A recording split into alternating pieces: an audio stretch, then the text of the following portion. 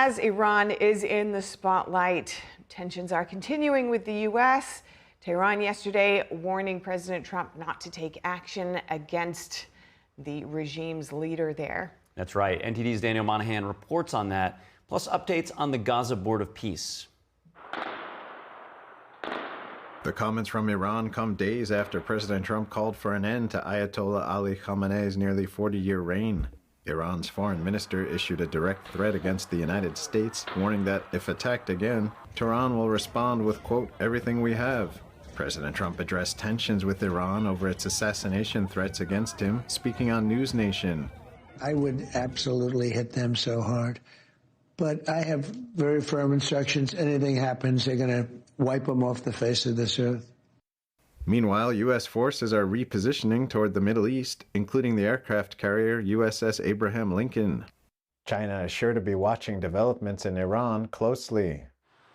Beijing has played a major role in sustaining Iran's economy, viewing the country as strategically vital to the Belt and Road Initiative. China committed up to $400 billion in investments under a 25-year cooperation deal, while Iran supplies oil, more than 90% of which is bought by China, despite U.S. sanctions.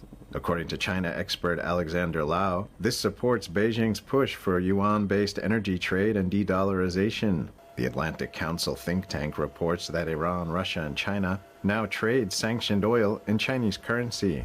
But analysts say if Iran shifts toward the West, China could lose key leverage in the Middle East. Over to Gaza, President Trump discussed the Board of Peace, which he chairs as part of the U.S. brokered ceasefire plan between Israel and the Hamas terror group.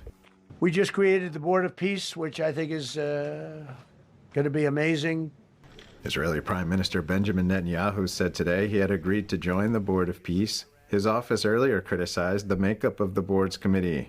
Trump has sent invitations to dozens of countries to join. United Arab Emirates and Bahrain have confirmed their participation. Russia, China, and Belarus have also been invited. French President Emmanuel Macron opted not to join the Board of Peace over concerns it could undermine the United Nations. President Trump says the Board of Peace could actually end up replacing the United Nations. I wish the United Nations could do more. I wish we didn't need a Board of Peace, but the United Nations, and you know, with all the wars I settled, the United Nations never helped me on one war. When a reporter asked the president whether the Board of Peace could replace the UN, he replied, it might. Despite criticizing the UN, Trump didn't call for the dissolution of the international body. The president says the potential of the organization is, quote, so great. The Board of Peace will also include an international stabilization force led by U.S. Army Major General Jasper Jeffers. Daniel Monaghan, NTD News.